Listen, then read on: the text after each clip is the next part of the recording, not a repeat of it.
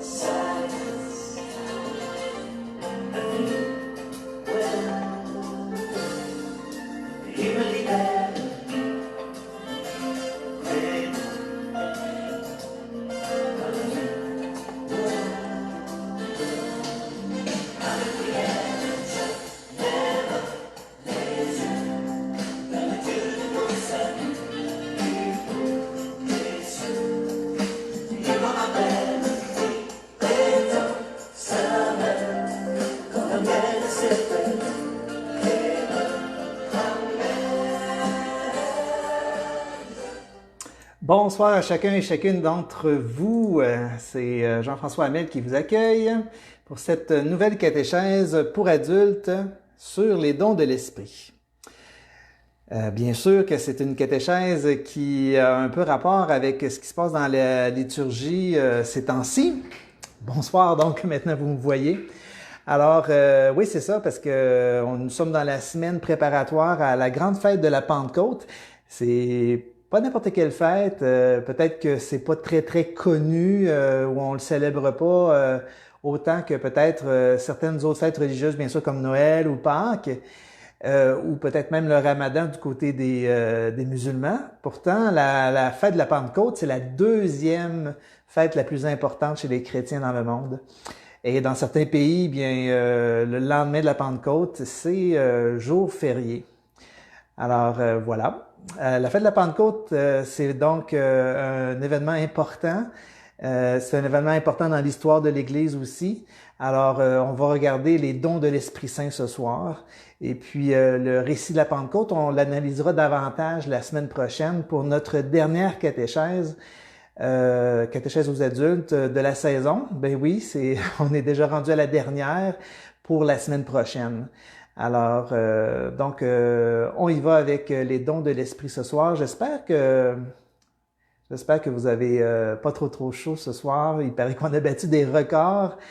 Il existe une belle prière à l'Esprit Saint où on demande, bien sûr que l'Esprit Saint, il est souvent imagé, si on peut dire, par une colombe.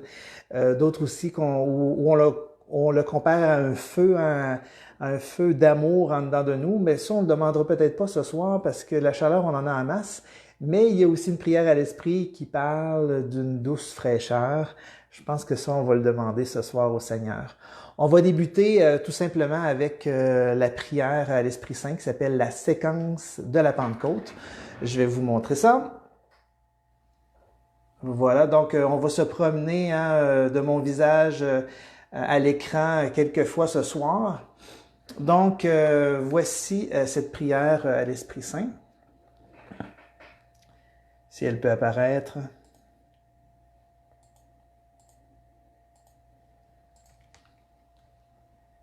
Hop. Je vais la faire apparaître, ça ne sera pas bien long.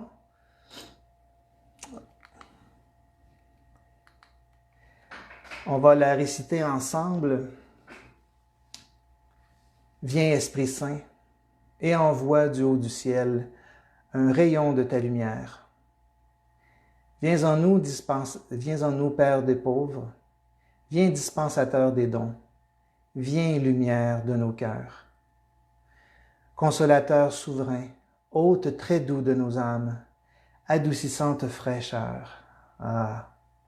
Dans le labeur, le repos, dans la fièvre, la fraîcheur, dans les pleurs, le réconfort. Ô lumière bienheureuse, viens remplir jusqu'à l'intime le cœur de tous tes fidèles.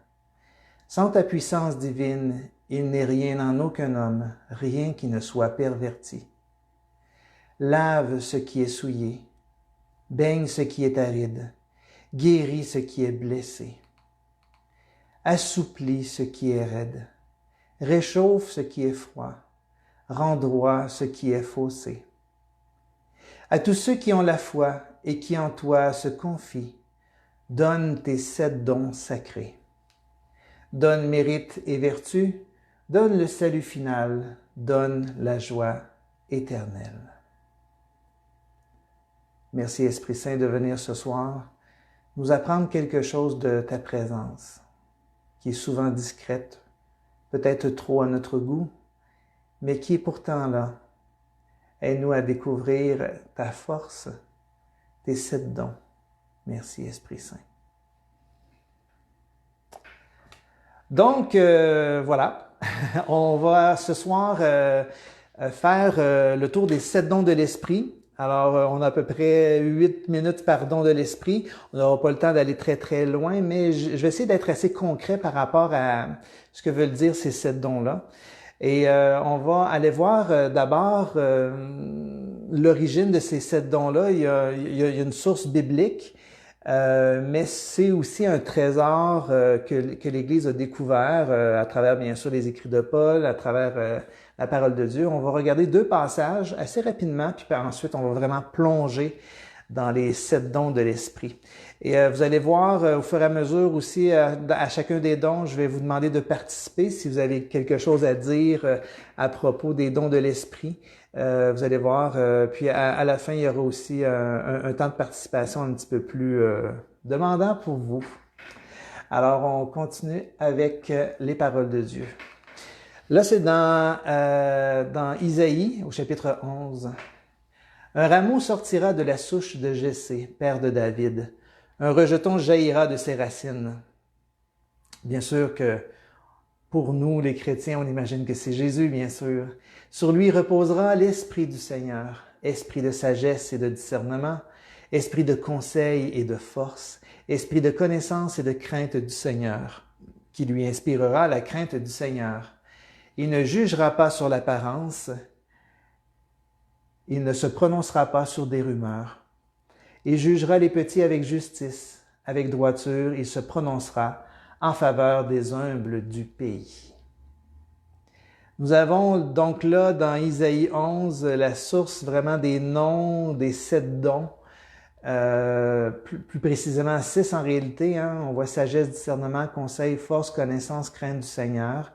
On va aller voir aussi dans le Nouveau Testament, dans 1 Corinthiens 12, Paul parle plus des dons de l'Esprit de manière générale et il dit qu'ils sont très variés. Les dons de la grâce sont variés, mais c'est le même Esprit. Les services sont variés, mais c'est le même Seigneur. Les activités sont variées, mais c'est le même Dieu qui agit en tout et en tous. À chacun est donnée la manifestation de l'Esprit en vue du bien. À celui-ci est donné par l'Esprit une parole de sagesse, à un autre une parole de connaissance selon le même Esprit, un autre reçoit dans le même Esprit un don de foi. Un autre encore dans l'unique Esprit, des dons de guérison. À un autre est donné d'opérer des miracles, à un autre de prophétiser, à un autre de discerner des inspirations, à l'un de parler diverses langues mystérieuses, à l'autre de les interpréter. Mais celui qui agit en tout cela, c'est l'unique et même Esprit. Il distribue ses dons comme il le veut, à chacun en particulier. Alors, dans ce passage, Paul parle vraiment du fait que l'esprit, c'est un unique esprit, mais qui qui se manifeste et qui éclate en différentes variétés selon les dons, bien sûr, que cet esprit donne à chacun. Donc, que Dieu nous donne ce qu'il faut pour qu'on puisse être heureux, qu'on puisse aussi accomplir notre mission chrétienne aussi, d'être des personnes remplies de l'Esprit de Dieu et qui le manifestent aux autres. Alors, donc, on va regarder ces 7 dons de l'Esprit. Qu'est-ce que l'Esprit Saint donne aux justes? Puis on a vu qu'il y avait vraiment de la variété. Alors, il y a dans la tradition 7 dons de l'Esprit. Bien sûr qu'on ne peut pas enfermer l'Esprit Saint dans une boîte puis dire c'est ça, il donne 7 dons et c'est tout. Non, si on peut dire 7 catégories de dons qu'on a identifiées dans la tradition. Et on va s'en inspirer parce qu'il y a vraiment des belles choses au travers de ça. Donc, pour chacun des dons, on va faire une démarche en 4 étapes. Donc, pour chacun des dons, on va y aller en premier par une définition du don de l'Esprit. En passant, la définition que vous allez voir, bon, c'est pas nécessairement une définition très théologique, je dirais c'est plus une définition pastorale, c'est-à-dire un petit peu plus concrète par rapport, puis aussi adaptée à, on peut dire à la réalité québécoise, mais aussi à mon expérience. Donc, voilà. Ensuite, il y aura le don de l'Esprit à l'œuvre dans la vie de Jésus ou d'un apôtre. Comment ce don de l'Esprit s'est manifesté dans la vie de Jésus ou dans la vie d'un apôtre? Il y aura en 3e lieu un témoignage que je vais vous faire, donc comment l'Esprit Saint est à l'œuvre à travers ce don-là dans ma vie. Donc, je vais vous donner un exemple. Et puis, la dernière question, suis-je capable d'identifier ce don dans ma vie? Et là, ça sera votre travail à vous. Je vais vous inviter à écrire en commentaire lorsque ça sera le temps. Là, je vais vous donner peut-être 30 secondes. Je sais que c'est pas beaucoup, mais vous allez pouvoir écrire pendant ce temps-là et pouvoir partager aux autres peut-être une fois ou un moment où est-ce que vous avez ressenti ce don de l'Esprit-là à l'œuvre dans votre vie. Soyez pas surpris, soyez pas surprise. Moi, parmi les 7 dons, spontanément, c'est peut-être difficile de trouver des exemples pour chacun des dons.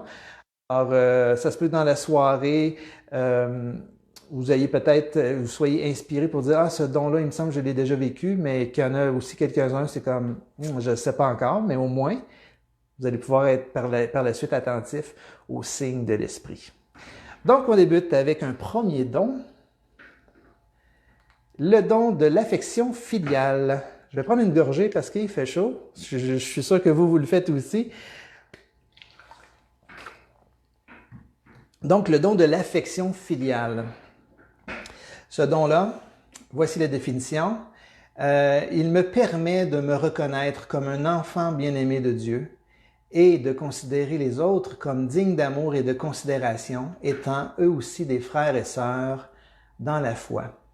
Donc, on remarque affection, on sait ce que ça veut dire. Filiale, c'est un mot qu'on n'utilise pas très, très souvent. Bien sûr, ça a le rapport avec fils et filles, donc c'est entre générations, de l'affection entre générations. C'est bien sûr l'affection qu'on a, nous, face à Dieu, puis que Dieu, surtout, a face à nous. Donc, ce don-là permet de nous reconnaître comme enfants bien-aimés de Dieu et de considérer les autres aussi comme étant aussi aimés de Dieu. Là, ici, il y a 2 questions. Je pense que je vais revenir tantôt. Je viens de les placer, là, mais je vais revenir tantôt pour la 4e partie. Dans la vie de Jésus, puis aussi des gens qui l'ont côtoyé, j'ai un exemple assez intéressant. C'est Jésus lorsqu'il guérit un paralytique. Mais j'ai mis aussi qu'il y avait 4 porteurs. Alors, c'est dans l'évangile de Marc où on voit, dans le fond, un homme paralysé qui entend que Jésus arrive dans la ville et qu'il aimerait bien aller le voir. Bien sûr qu'il ne peut pas, étant donné qu'il est paralysé.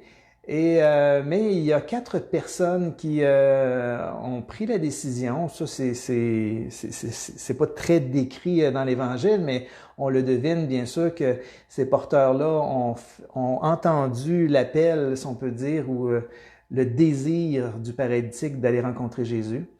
Ils avaient un grand obstacle, c'est que un brancard entrer dans une maison bondée, c'est pas facile.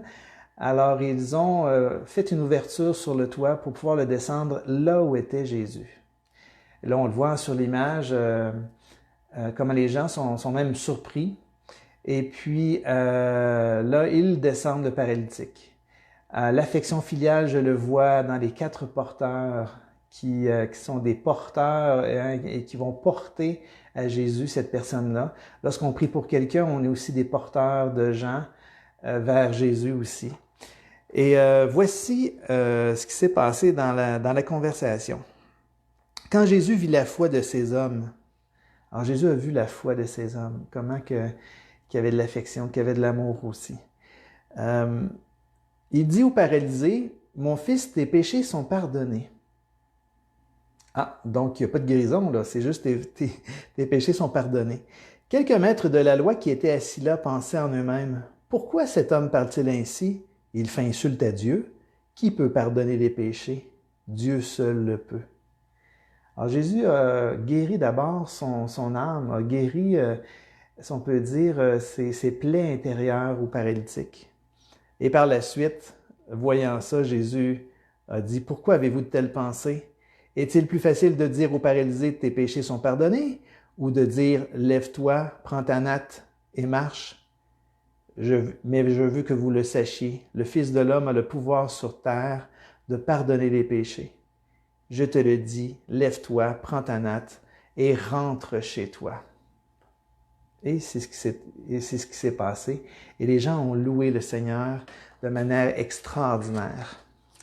Alors, ce don de l'esprit qui est l'affection filiale, de reconnaître, on a vu que chez les porteurs, ils reconnaissaient que ce paralysé-là avait le droit d'aller voir Jésus.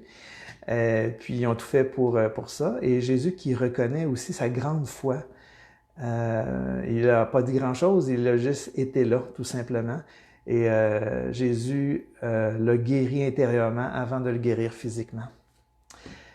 Voilà donc pour ce passage-là. On va aller maintenant voir la 3e partie. Je pense que j'ai pas grand-chose à vous présenter sur les images. Non, c'est ça. Alors finalement, c'était à moi. Alors je vais vous montrer quelque chose.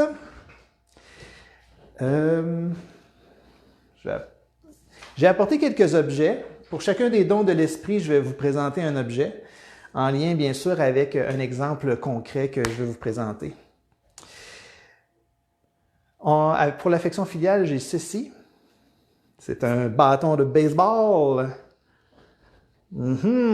J'attends la balle.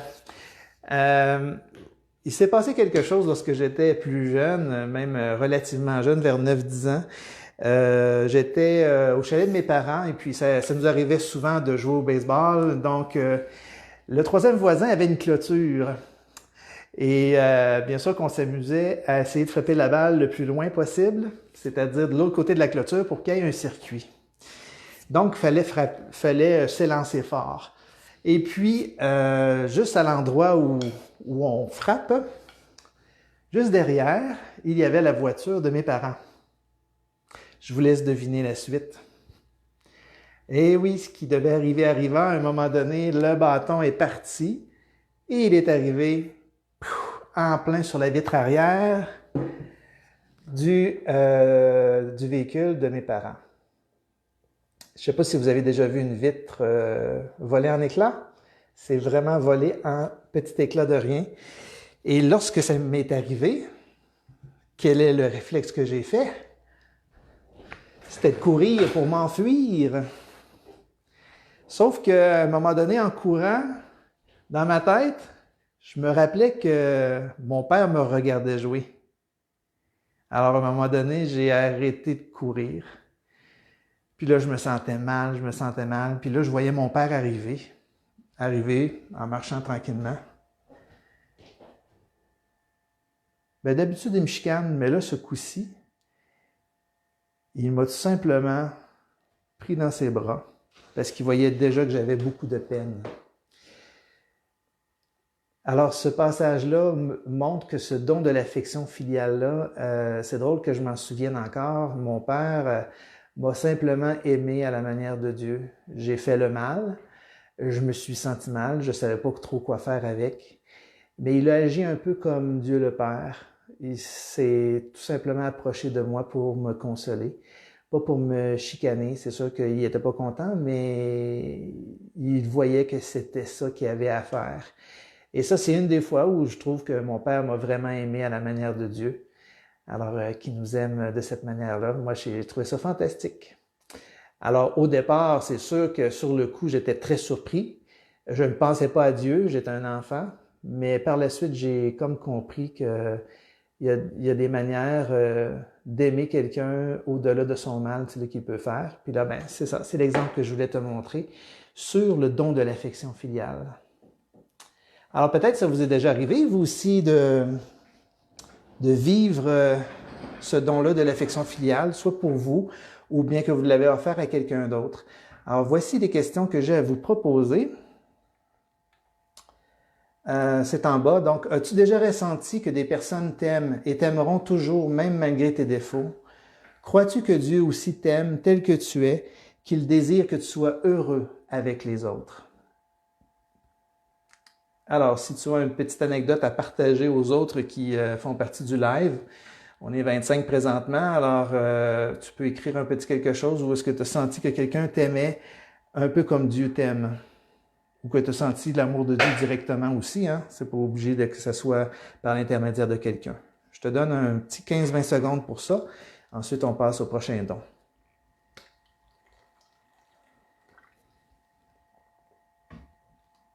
Vous pouvez bien sûr écrire en commentaire votre exemple qui vous est déjà arrivé. Bien sûr que vous n'avez pas le temps d'écrire beaucoup, mais voilà. Puis vous pourrez aussi regarder ce que d'autres aussi ont écrit.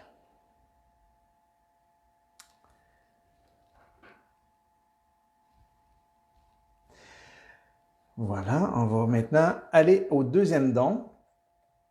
Vous voyez hein, que comme type de catéchèse, moi ce que j'aurais fait, c'est que j'aurais fait témoigner quelqu'un. Mais là, on va le faire par écrit ce soir, ça va être comme ça qu'on va fonctionner. Le deuxième don, c'est le don de force. Le don de l'esprit qui est la force. J'aime bien l'image qui est là, hein, qui vaut 1000 mots.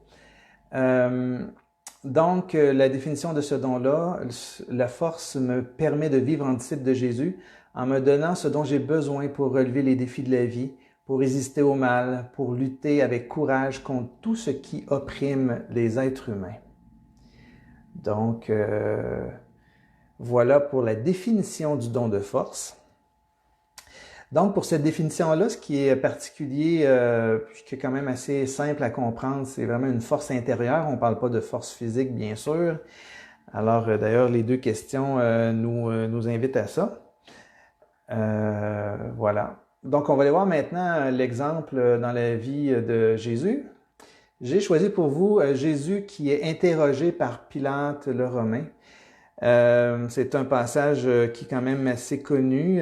C'est les derniers moments de la vie de Jésus où est-ce que là, il aurait pu bien sûr se défendre jusqu'à s'innocenter, mais il y a eu une conversation assez spéciale avec Pilate. En passant, vu que j'ai des passages bibliques pour les 7 dons, si vous avez un Nouveau Testament, bien, je vous invite à l'ouvrir parce que vous avez justement les extraits, là, du moins les endroits où est-ce que vous pouvez retrouver ces passages-là. Donc, dans Jean 18, 33.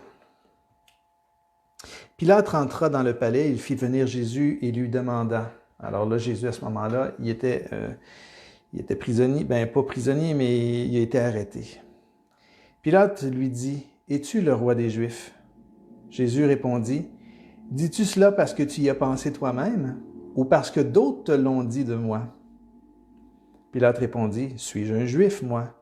Ceux de ta nation et les chefs des prêtres t'ont livré à moi. Qu'as-tu donc fait? » Jésus répondit, « Mon royaume n'appartient pas à ce monde. Si mon royaume appartenait à ce monde, mes serviteurs auraient combattu pour empêcher qu'on me livre aux autorités juives. Mais non, mon royaume n'est pas d'ici-bas. » Pilate lui dit alors, « Tu es donc roi? » Jésus répondit, « Tu le dis, je suis roi. Je suis né et je suis venu dans le monde pour rendre témoignage à la vérité. Quiconque, appartient à la vérité, écoute ce que je dis. » Qu'est-ce que la vérité? Lui demanda Pilate.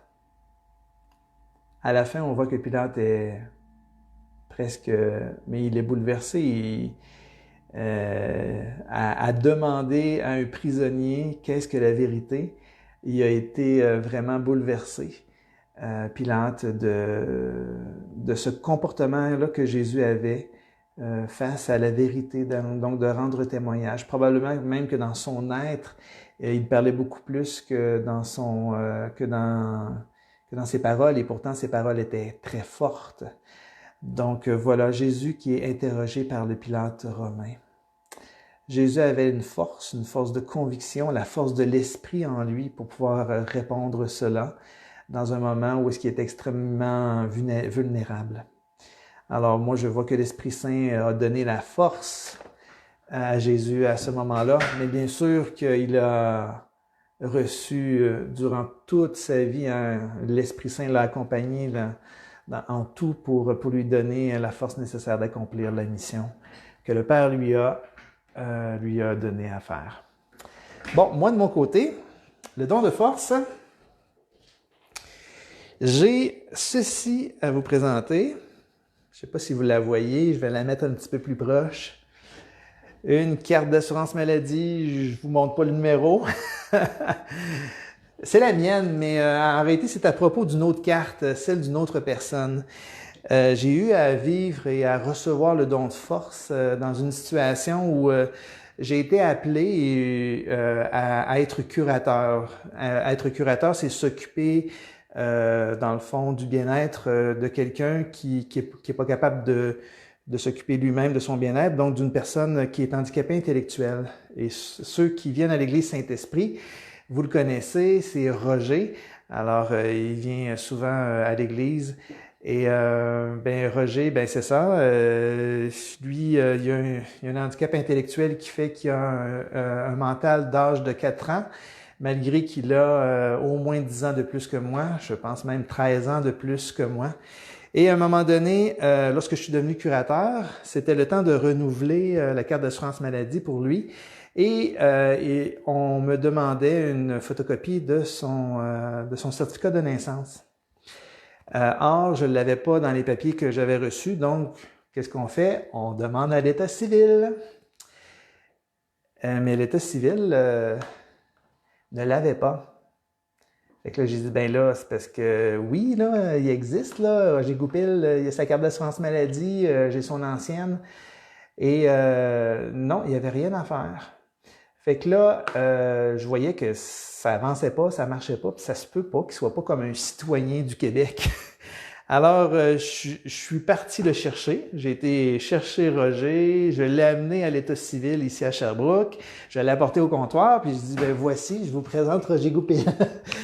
Alors, ça a été des dédales bureaucratiques. Je pense que vous avez déjà vécu ça, hein, des difficultés à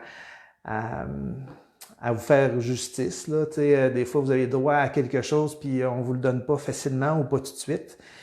Mais là, ça a été toute une démarche. Finalement, il a fallu que je fasse venir son certificat de naissance et de baptême, étant donné qu'il était quand même âgé. Dans ce temps-là, lorsqu'on naissait, on avait aussi le baptême. Donc, voilà. Fait que il m'a fallu beaucoup de force et de conviction pour défendre ses droits, puis qu'il puisse avoir sa carte d'assurance maladie pour pouvoir avoir les soins qu'il faut.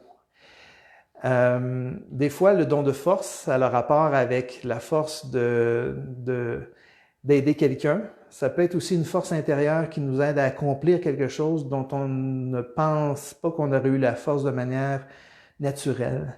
Et l'Esprit Saint nous donne des fois cette force-là d'aller jusqu'au bout de nos désirs, des fois même jusqu'au bout peut-être de nos défis de la vie qu'on a voulu ou qu'on n'a pas voulu.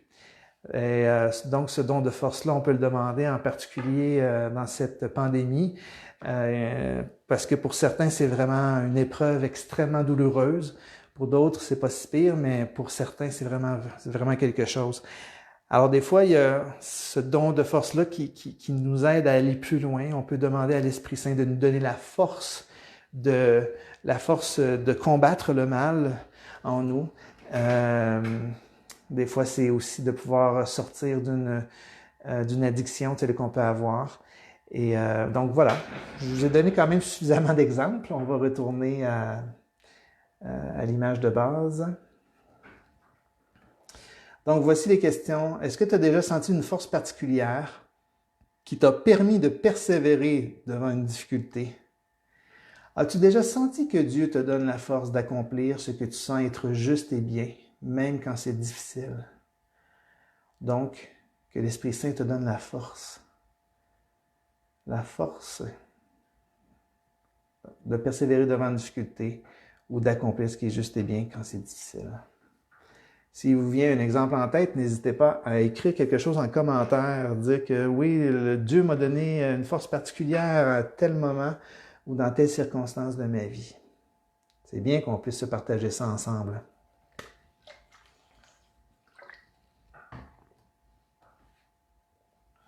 Encore 15 secondes et on passe à l'autre.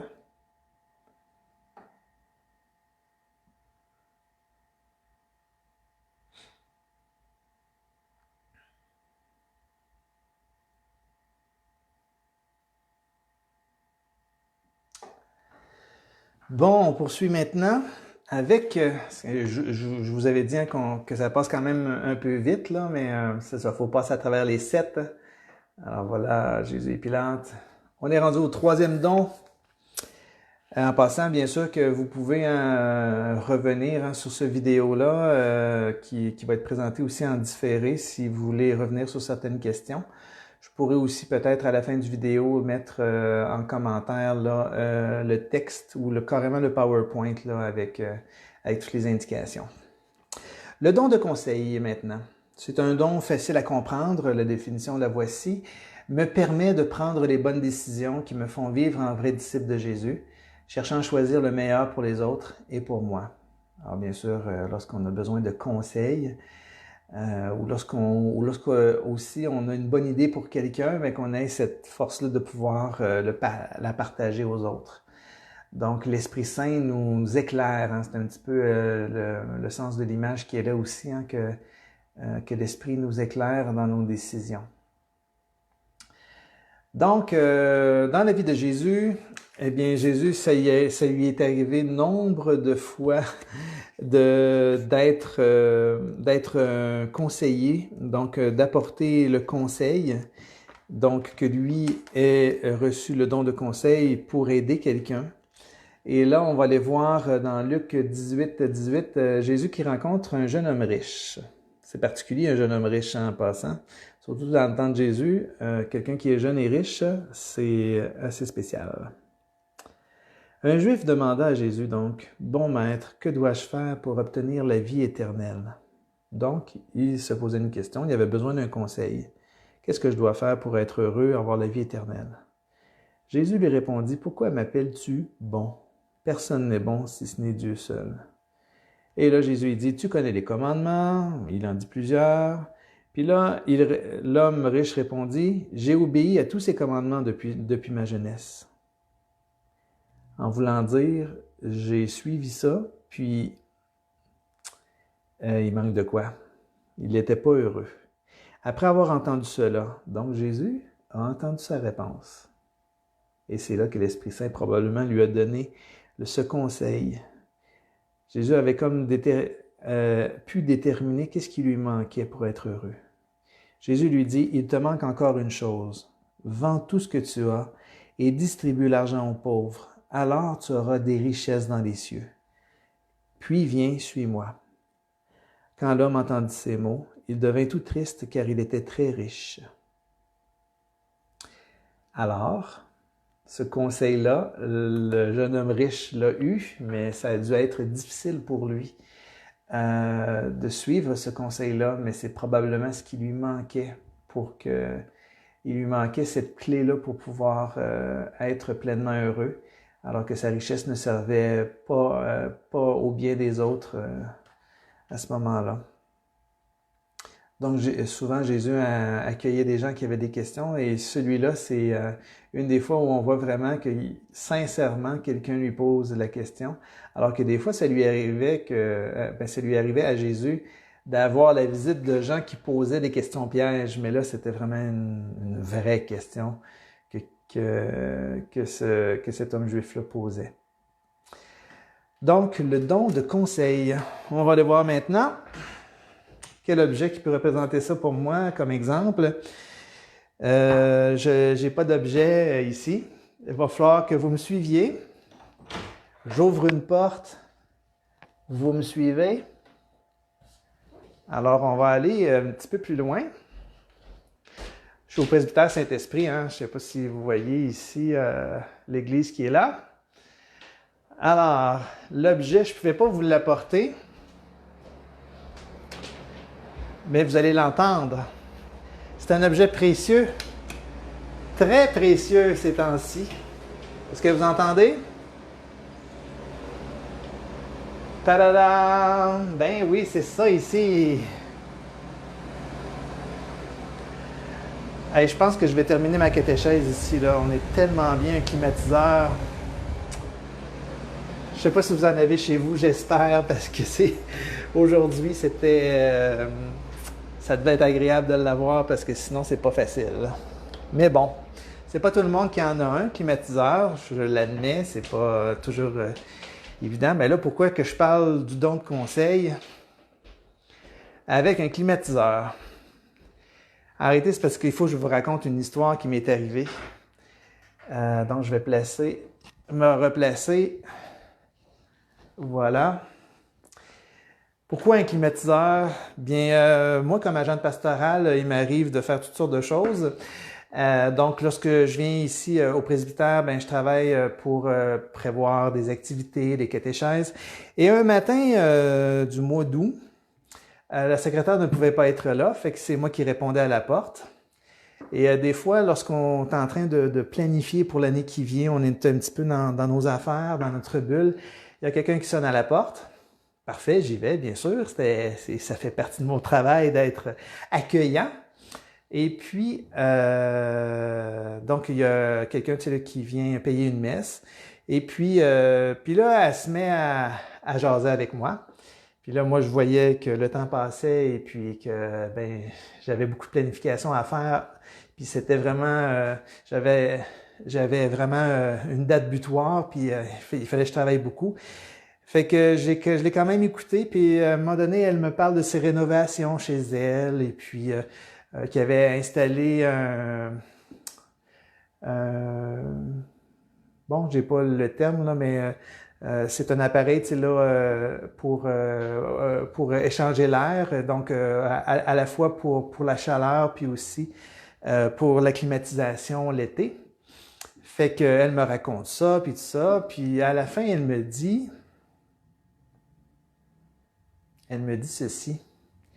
Elle me dit, j'ai 3 éléments, ces 3 climatiseurs, donc de fenêtres, que je n'avais plus besoin.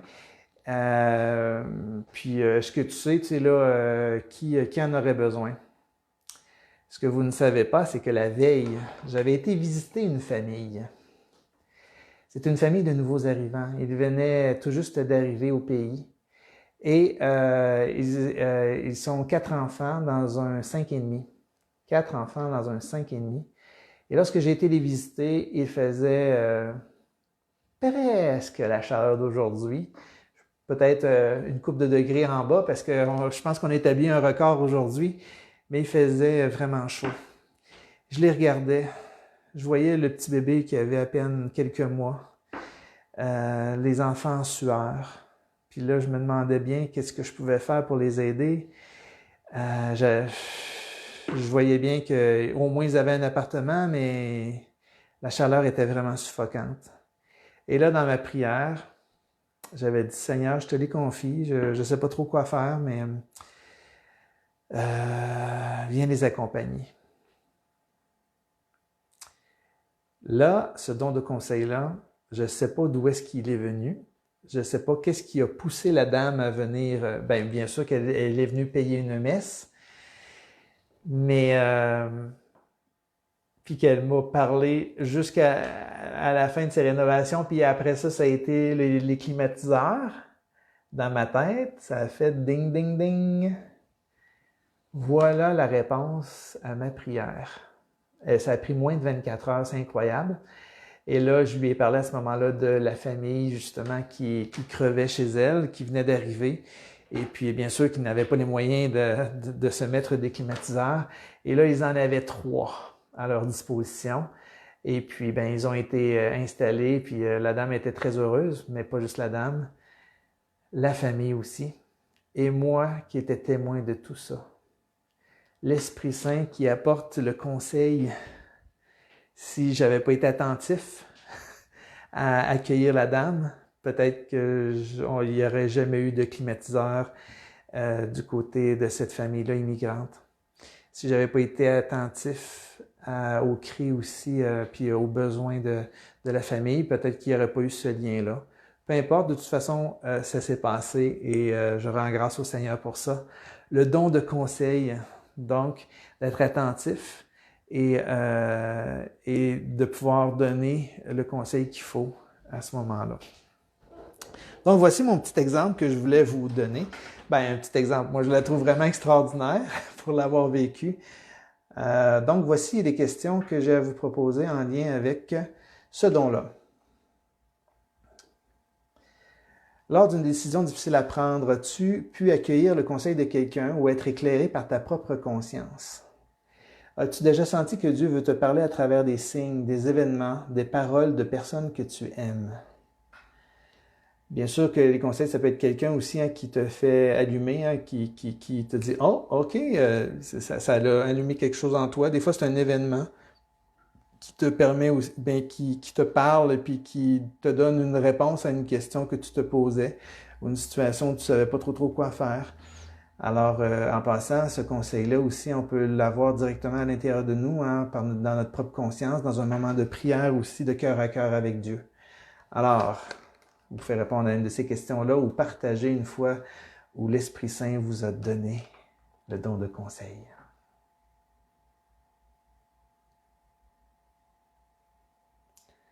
Oui, c'était la thermopompe, là. Je viens de voir ça, Thérèse.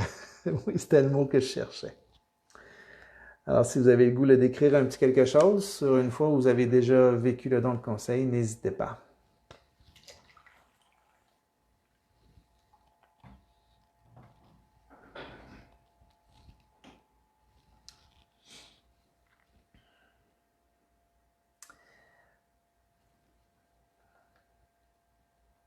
Voilà, jeune homme riche. On passe maintenant à un don, le don suivant, le don de connaissance. Ce don-là, on peut penser que ça veut dire de connaître l'autre ou de se connaître ou de connaître Dieu. C'est un peu ça, c'est pas tout à fait ça non plus. Alors voici, ça me permet de connaître en profondeur et sans préjugés les personnes de mon entourage à la manière de Jésus. Mais aussi, il y a une question de connaissance face à Dieu aussi. Mais je trouvais que ça, c'était plus concret à vous partager. Donc, par rapport à ce don-là de connaissance, que l'Esprit nous aide à connaître en profondeur les gens, sans préjugés, à la manière de Jésus. Bien sûr que Jésus va pouvoir nous montrer, en particulier, c'est arrivé souvent qu'il a rencontré des gens et qu'il les a accueillis sans préjugés. Et les a accueillis aussi parce qu'il savait qu'est-ce qui se passait en dedans d'eux. Un peu comme le jeune homme riche, sauf que là, vous voyez ici comme exemple Zachée. Qu'est-ce qui s'est passé avec Zachée? Je ne raconterai pas toute l'histoire, je pense que la majorité des gens le savent. Zachée était un collecteur d'impôts, le chef des collecteurs d'impôts même dans son village. Alors, il n'était pas aimé des gens. Il était dans un arbre parce qu'il était petit. Il voulait rencontrer Jésus, mais les autres le détestaient. Alors, il n'était pas pour se mettre dans la foule. Il allait se faire de toute façon mettre de côté. Et là, Jésus, en entrant dans la ville, au lieu de s'adresser en particulier aux gens qui sont tout proches de lui, se met à regarder en haut d'un arbre et il voit Zachée. Et il dit « Descends vite de là ». Alors, donc c'est dans Luc 19. « Descends vite de là, Zachée, ce soir, attends un petit peu, c'est ça, dépêche-toi de descendre Zachée, car il faut que je loge chez toi aujourd'hui. Il faut que je loge chez toi aujourd'hui. Et c'est pas juste invité, c'était pressant. Zachée se dépêche de descendre et le reçut avec joie. En voyant cela, tous critiquaient Jésus. Ils disaient, cet homme est allé loger chez un pécheur. Alors ça, c'est ce que les gens connaissaient de Zachée, qu'il était un pécheur, c'est-à-dire un voleur. C'était quelqu'un qui vivait dans le péché. Zachée, debout devant le Seigneur, lui dit, « Écoute, maître, je vais donner la moitié de mes biens aux pauvres. Et si j'ai pris trop d'argent à quelqu'un, je vais lui rendre 4 fois autant. » Jésus lui dit, « Aujourd'hui, le salut est entré dans cette maison, parce que tu es toi aussi un descendant d'Abraham. » Tu es toi aussi un descendant d'Abraham. Donc Jésus connaissait la détresse de Zachée. Il a répondu à quelque chose de profond en dedans de lui. Il voyait bien, probablement comme collecteur d'impôts, qu'il y avait quelque chose qui clochait en dedans de lui, surtout que souvent les collecteurs d'impôts, c'était pas juste des gens qui faisaient le job point, mais ils s'en mettaient plein les poches aussi. Ils étaient même considérés comme des traîtres parce que les impôts, c'était pour les Romains, alors qu'eux étaient des Juifs et ils étaient comme un peu pris dans leur propre pays par les Romains. Wow! Jésus connaissait ce qu'il y avait dans le cœur de Zachée. Le don de l'Esprit qui nous aide à connaître en profondeur même des choses de Dieu, mais aussi ce que les autres vivent, puis de connaître aussi, de toucher à des choses en dedans de nous aussi. Peut-être qu'on ne veut pas s'avouer, mais que là, l'Esprit Saint nous dit, ouais, ça là, j'aimerais te guérir de ça. Alors voilà pour le don de connaissance. Je vais aller chercher mon objet relié à ce don-là. Bon, c'est pas sur la table, c'est ça ici. Une belle poubelle bien ronde. Arrêtez, je voudrais vous montrer un exemple. Oui, ça fait un peu bizarre, mais c'est ça. Je voudrais vous montrer un exemple lorsque j'étais en secondaire 1, où est-ce qu'il aurait fallu recevoir ce don de connaissance-là, puis ça a été manquant. Moi, il y avait quelqu'un en secondaire 1 qui était très petit. Vous savez qu'en secondaire 1, bon, les différences de grandeur peuvent être assez énormes, durant tout le secondaire aussi.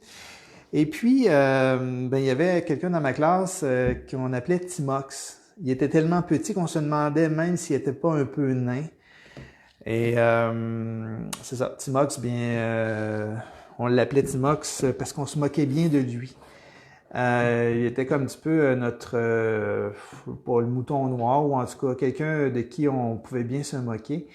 Et je me souviens de 2 fois où on a vraiment été chien face à lui. L'intimidation, c'était pas un mot qui était très très à la mode dans le temps où j'étais au secondaire. Et Timox, il est petit, alors il entre bien dans une petite case, dans son casier.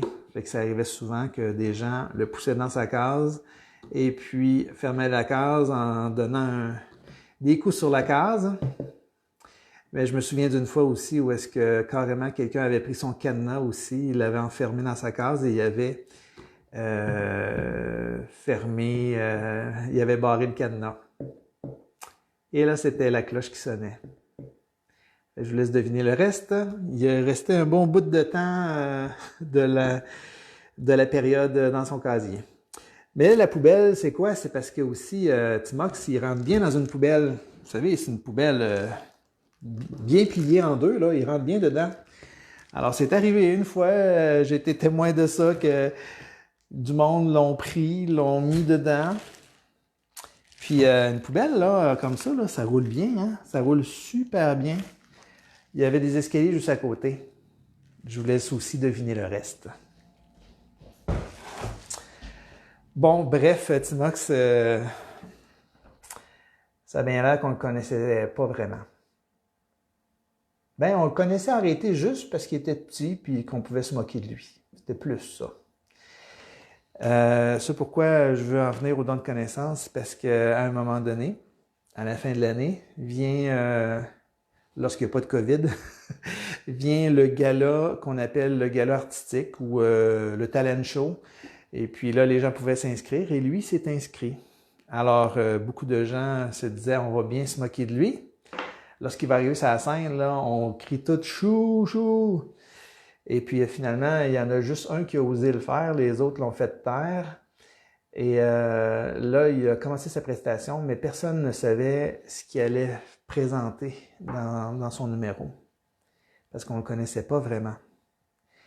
On l'a vu rentrer avec un violon, et il a joué du violon de manière superbe, tellement qu'il a été le coup de cœur de la soirée.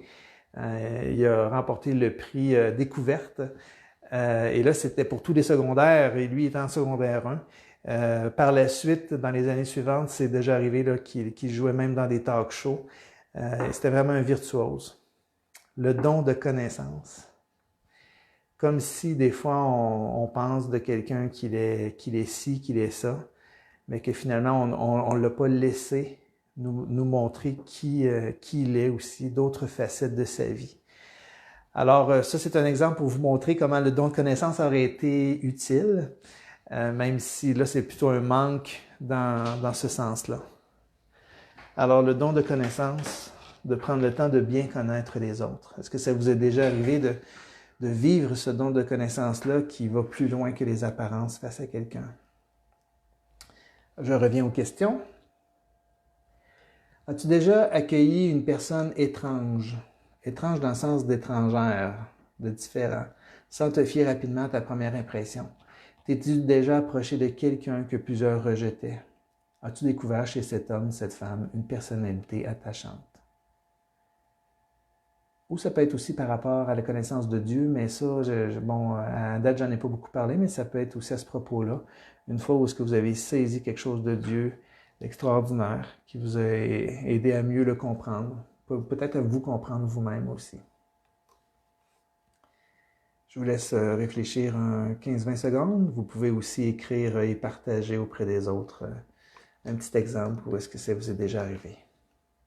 De vivre le don de connaissance, pas de ne pas l'avoir.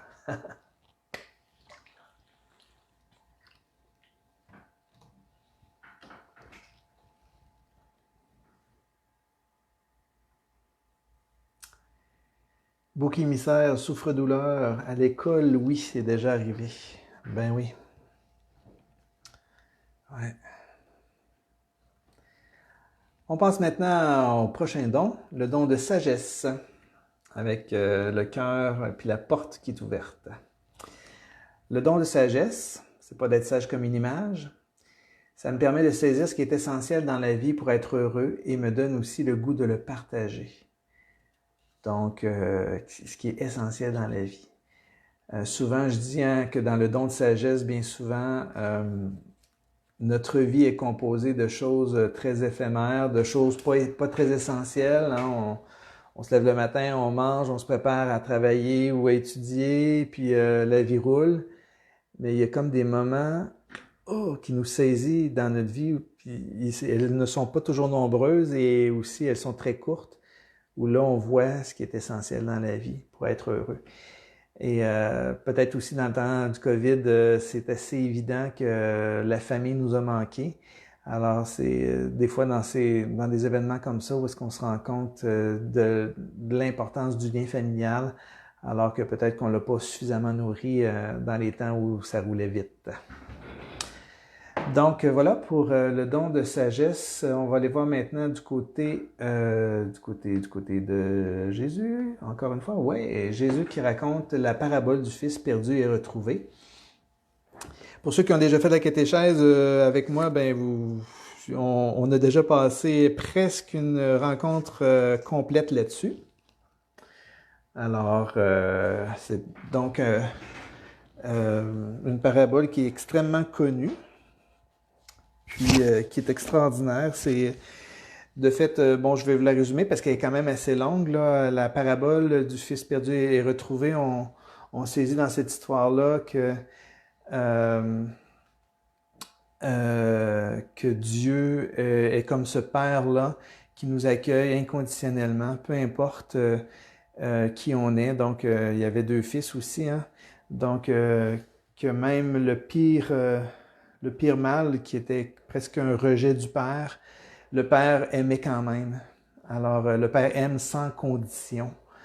Il va au-delà même de ce qu'on peut peut-être imaginer, ou en tout cas au-delà des limites qu'on peut s'imposer. Et c'est extraordinaire de voir Jésus qui raconte et qui raconte cette parole de sagesse-là, que Dieu nous aime inconditionnellement. Et il utilise aussi beaucoup de paraboles qui nous démontrent ça, comment à travers ces paroles de sagesse, que dans le fond, il réussit à montrer la sagesse de Dieu à travers des exemples très simples, comme celui de la parabole du Fils retrouvé. Bon, on poursuit avec mes objets. Moi, l'exemple que j'ai à vous donner à propos de la sagesse, c'est ceci. C'est un lit en bois, avec des petites couvertes. C'est vraiment cute. Là, voilà. Pourquoi que je vous montre ça? C'est parce que moi, lorsque j'avais, je pense que c'est 19-20 ans, à un moment donné, c'est ça, oui, j'entrais à l'université, ouais, 18-19 ans. C'est ça, j'entrais à l'université. Pour moi, toute la vie était devant moi. J'étais dans une équipe élite de soccer et la saison débutait. Puis j'étais dans un camp pendant quelques jours avant de commencer mon premier travail d'été. Puis j'ai commencé l'université à l'automne. C'était vraiment extraordinaire. Jusqu'à ce que, à la fin de mon camp, je suis arrivé pour me relever parce que j'étais assis et je regardais des gens jouer au volleyball. C'est un moment que je me rappellerai toujours parce qu'à partir de ce moment-là, mon dos a barré et j'ai plus été capable de me relever. On m'a amené à l'hôpital, tout ça. Bon, finalement, ce que j'ai eu, c'est une hernie discale, mais ça m'a fait extrêmement mal.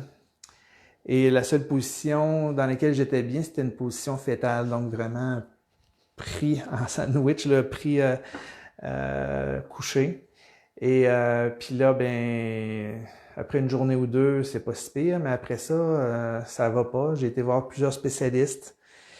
Bye bye mon travail d'été. Bye bye ma saison de soccer. Arrive maintenant plus tard en juillet. À un moment donné, mon père s'est tanné de me voir en train d'être couché. Je me souviens d'une fois où est-ce que mon matelas a été amené à l'extérieur. Et là, j'ai passé la journée couché sur un matelas, mais à l'extérieur.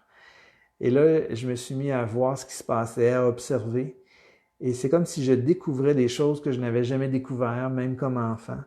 De voir la nature, les nuages. Puis là, c'est comme si, en dedans de moi, je me suis mis à penser autrement ma vie. Comme là, j'étais en train de regarder autrement la nature parce que j'étais au niveau du gazon et je passais là toute la journée. Et ben, je trouve que l'Esprit Saint m'a donné sa sagesse à ce moment-là pour voir autrement ma vie, voir ce qui était important. Est-ce que c'était ma saison de soccer? Est-ce que c'était l'université qui commençait? Est-ce que c'était mon camp d'été? Est-ce que c'était mon nouvel emploi? Ce qui me rendait vraiment heureux, finalement, je me suis rendu compte, c'est que j'étais en vie. Même si j'avais de la douleur, que j'éprouvais beaucoup de douleur, c'est le fait de me sentir en vie, j'ai comme saisi quelque chose d'important à ce moment-là. Il y a des moments dans notre vie où on saisit des choses importantes, des choses fortes, et l'Esprit Saint passe à travers cet événement-là, passe à travers les personnes qui nous aident aussi à prendre conscience de ce qui est important dans notre vie. Alors, c'est un peu ça, le don de sagesse. Donc, as-tu découvert à quelle valeur tu tiens par-dessus tout? Par-dessus tout. À quel moment tu saisis que la vie est importante et qu'elle vaut la peine d'être vécue pleinement? J'aurais pu vous donner aussi un exemple très heureux. Là, c'est un exemple un peu malheureux, mais le don de sagesse aussi, c'est à travers des beaux événements aussi. Ça peut être la naissance de son enfant. Ça peut être aussi le sourire de son enfant un matin. Ça peut être tout simplement ça. Le don de sagesse, il passe à travers bien des choses. Donc, je vous invite à répondre à ces questions-là pour vous-même. Si vous voulez partager, vous écrivez en commentaire.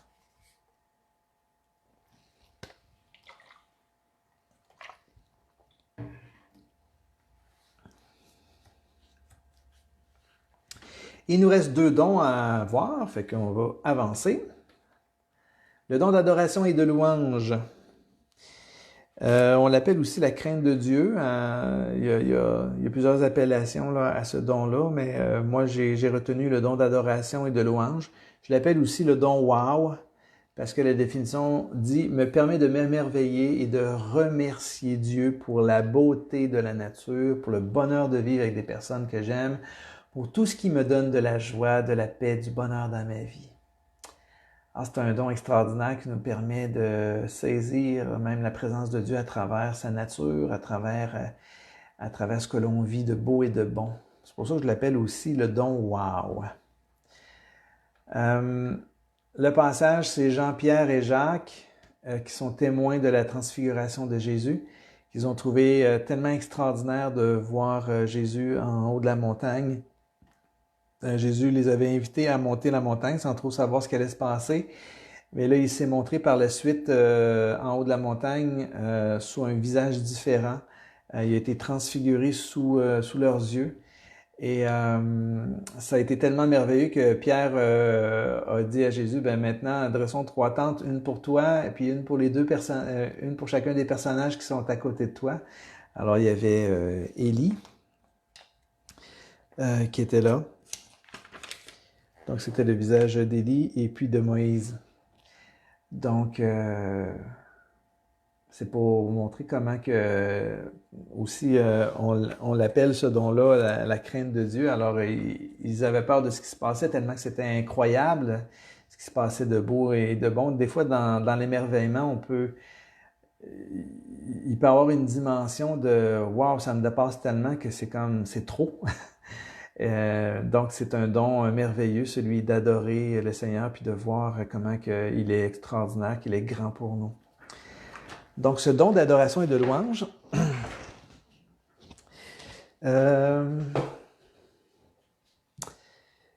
j'ai ceci. J'ai une revue qui s'appelle la revue Québec Science. Alors, moi, je suis souvent émerveillé des beautés de la nature, puis souvent, j'aime ça aussi comprendre. Plus que je lis et que je comprends, puis plus que je vois la complexité, l'extraordinaire harmonie qu'il peut y avoir dans l'univers, dans la nature. Il faut que je vous raconte un passage qui m'a fait sourire.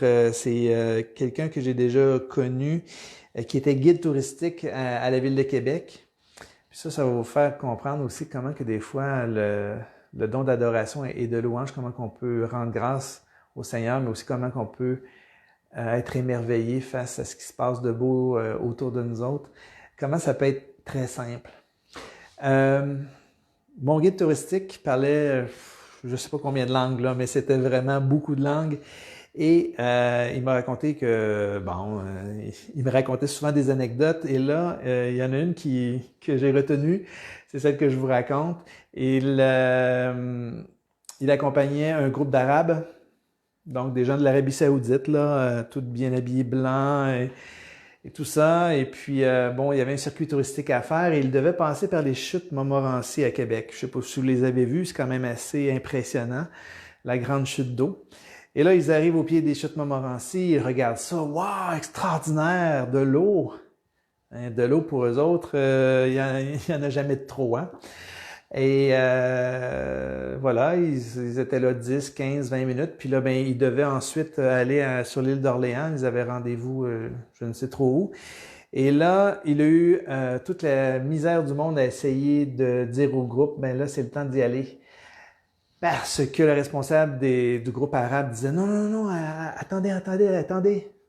Fait que là, il attendait 5 minutes. Ben là, il faut vraiment y aller, on va être vraiment en retard. Non, non, non, non, attendez. Ça a vraiment tout pris. Et finalement, il a su un petit peu plus tard dans l'autobus pourquoi qu'il tenait tant que ça à rester encore tout près des chutes, au pied des chutes. Savez-vous pourquoi? Eh bien, le groupe arabe attendait que le spectacle se termine. Ils attendaient que la chute arrête de couler.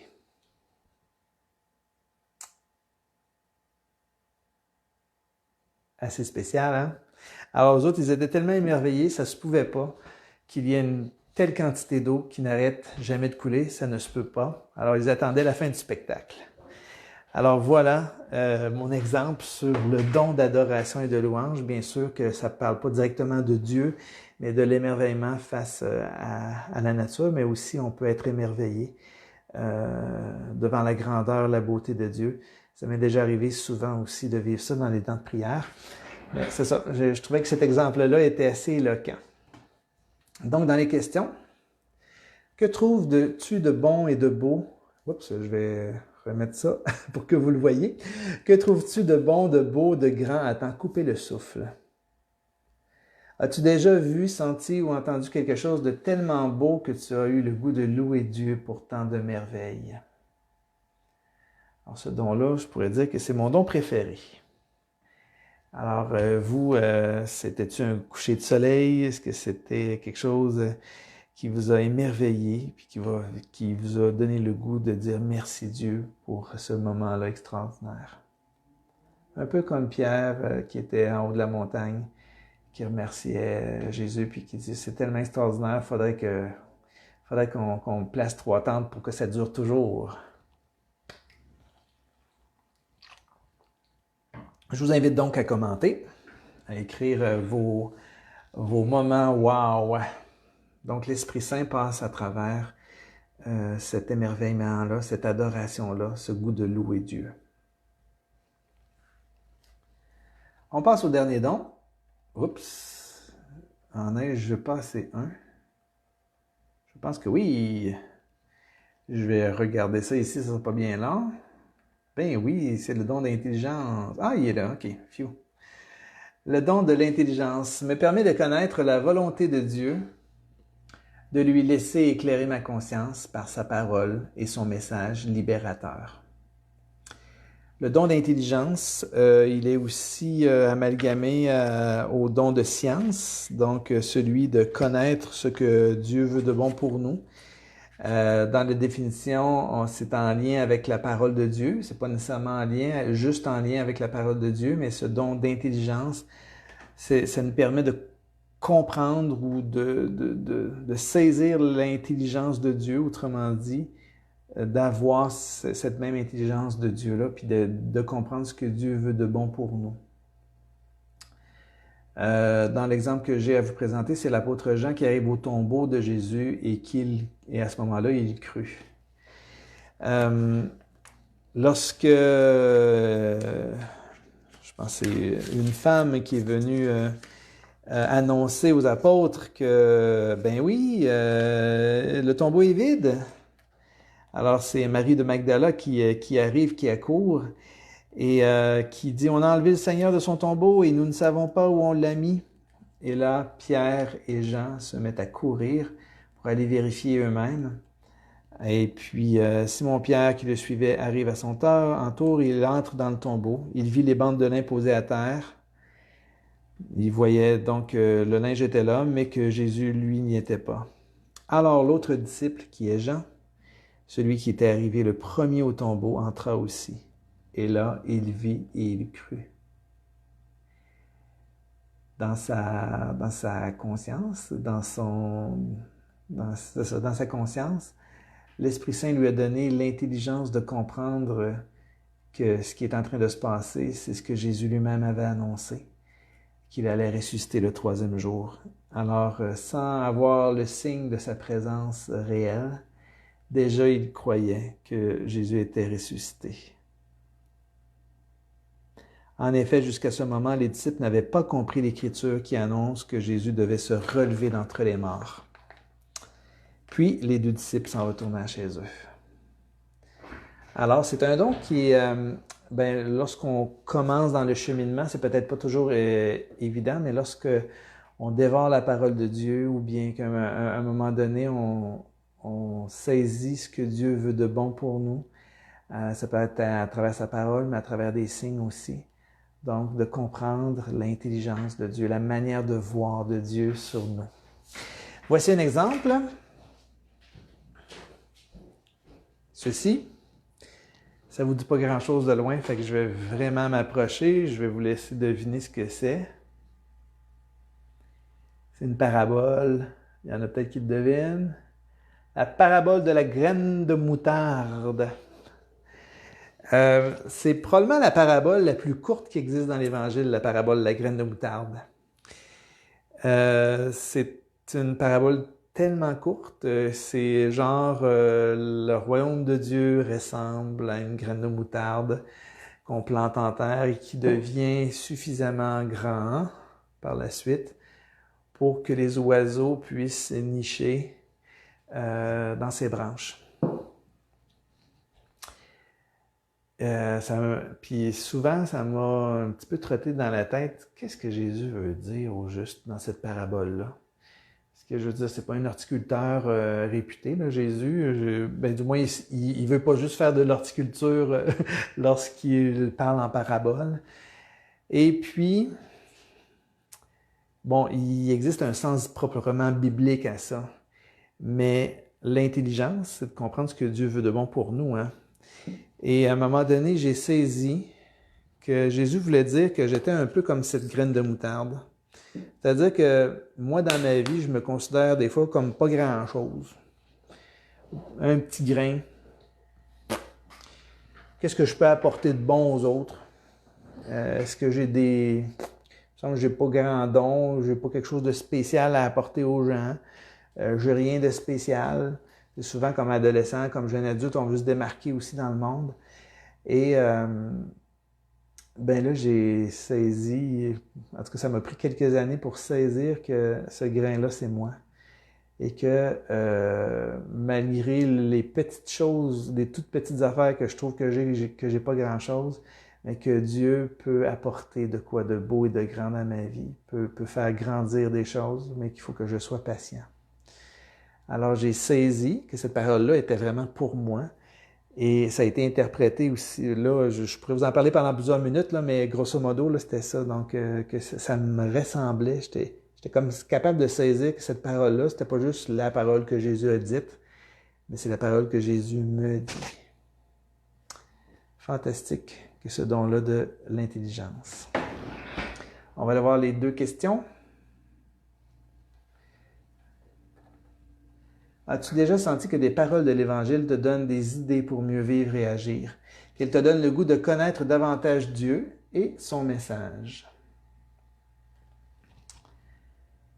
Alors, là, ça peut être intéressant, là, parmi vous autres, là, peut-être une parole d'Évangile qui vous parle beaucoup. Que vous pourriez écrire, dire, ah oui, il y a telle parole de Jésus ou telle parole de... Ça peut être dans l'Ancien Testament aussi, hein, pas juste être dans l'Évangile, là, mais qui vous parle à vous. Et ça, c'est l'Esprit Saint qui nous donne de saisir des choses pour nous, que Dieu nous parle personnellement. Ça, c'est un magnifique don que ce don de l'intelligence. Alors, si vous voulez écrire en commentaire, donc dans le fond, un passage biblique qui vous parle beaucoup ces temps-ci, ou vous pouvez peut-être saisir que l'Esprit Saint vous a fait ce don-là, bien, n'hésitez pas à le partager aux autres. On se donne encore une vingtaine de secondes, puis par la suite, on termine avec une petite démarche spirituelle.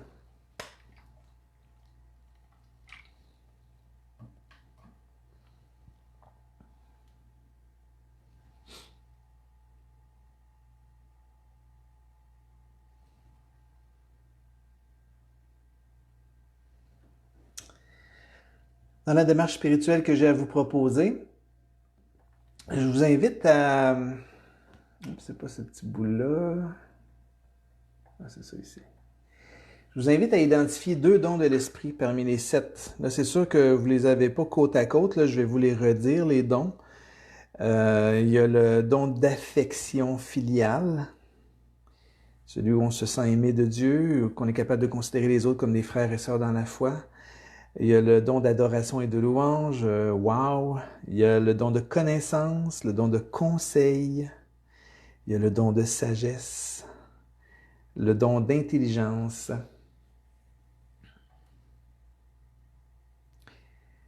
Et le don de force.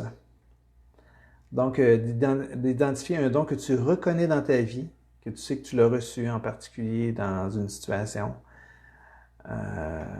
Puis aussi un don que tu aimerais accueillir dans ta vie, parce que tu en as particulièrement besoin ces temps-ci. Peut-être que tu as pu identifier ce soir un des 7 dons, dire celui-là, là, ouf, j'aimerais ça le demander, en particulier peut-être pour la Pentecôte, hein, pour la fête de l'Esprit Saint en fin de semaine. Demander ce don-là. Alors, est-ce que c'est identifié, donc, vos 2 dons? Donc, un don que vous reconnaissez dans votre vie, un don que vous aimeriez accueillir dans votre vie. Je vous le répète une dernière fois, affection filiale, adoration et louange, conseil, connaissance, sagesse, intelligence, force. Et ensuite, je vous invite à faire cette prière. Le premier don, c'est celui que vous reconnaissez dans votre vie. Le deuxième, c'est celui que vous voulez accueillir dans votre vie. Moi-même, je vais faire une prière pendant que vous pouvez faire la vôtre. Merci Seigneur Esprit Saint pour le don d'adoration et de louange que je reconnais dans ma vie. Je t'en supplie, aide-moi à accueillir dans ma vie le don de sagesse. J'en ai tant besoin. Je te fais confiance. Merci Esprit Saint d'être avec moi.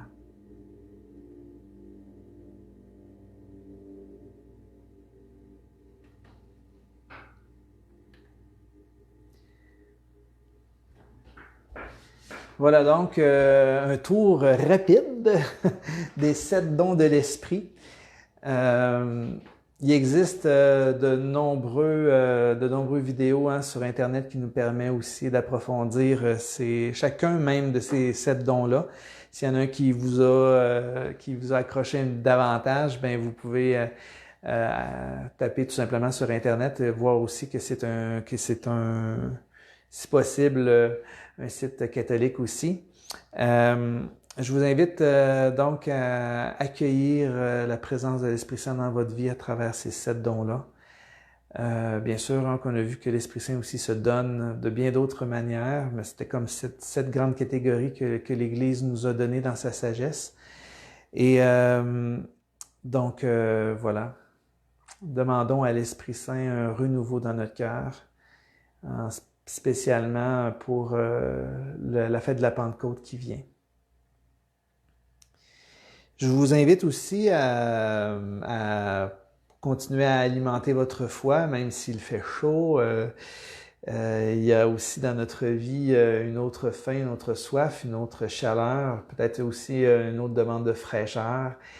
Alors, il y a la messe à tous les jours possible sur ma TV qui est au poste 9 et 609 à 9h du lundi au samedi. Il y a aussi possible aussi de voir en différé cette messe-là. C'est sur matv.ca, puis vous mettez messe au quotidien. C'est la messe qu'il y a ici même à l'église Saint-Esprit où je suis présentement. Et donc, c'est ça pour demain. Vendredi, j'ai interviewé Méthode Mouanouka qui est à l'église Précieux Sang. Lui, il a été à l'origine d'une création d'un organisme qui s'appelle SAFRI, un service d'aide aux familles immigrantes et réfugiées. Et c'est vraiment extraordinaire. Il nous raconte l'histoire de ce qui s'est passé. C'est en lien avec la paroisse, avec le curé, et comment cet organisme-là aide des centaines de familles et d'enfants à bien s'intégrer dans la culture. spécialement au froid de l'hiver, mais aussi à s'intégrer même aussi au plan spirituel, au plan religieux.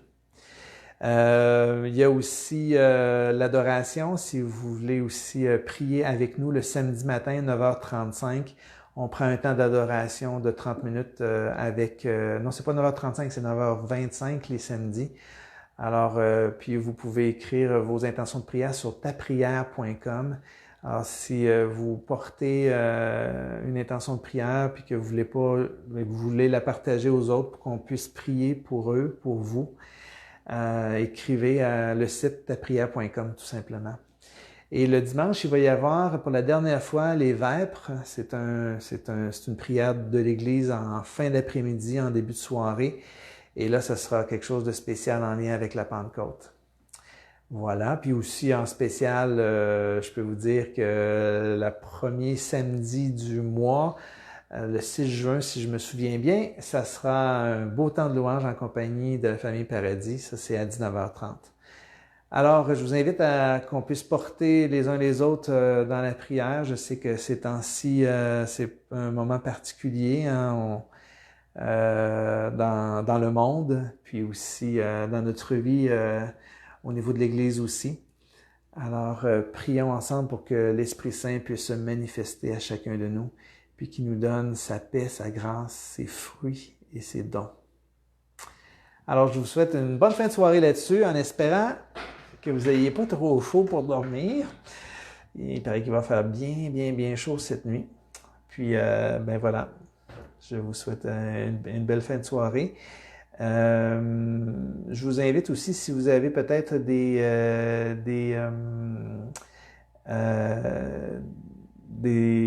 questions que vous vous posez.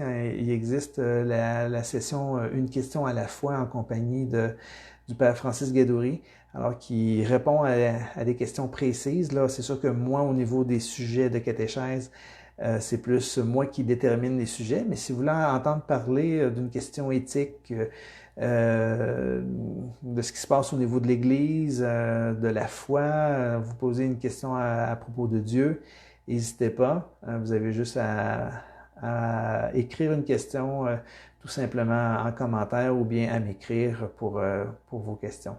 Et je vous rappelle, mercredi prochain, c'est notre dernière rencontre. Ça sera sur le Credo et aussi sur le magnifique récit de la Pentecôte. Au revoir.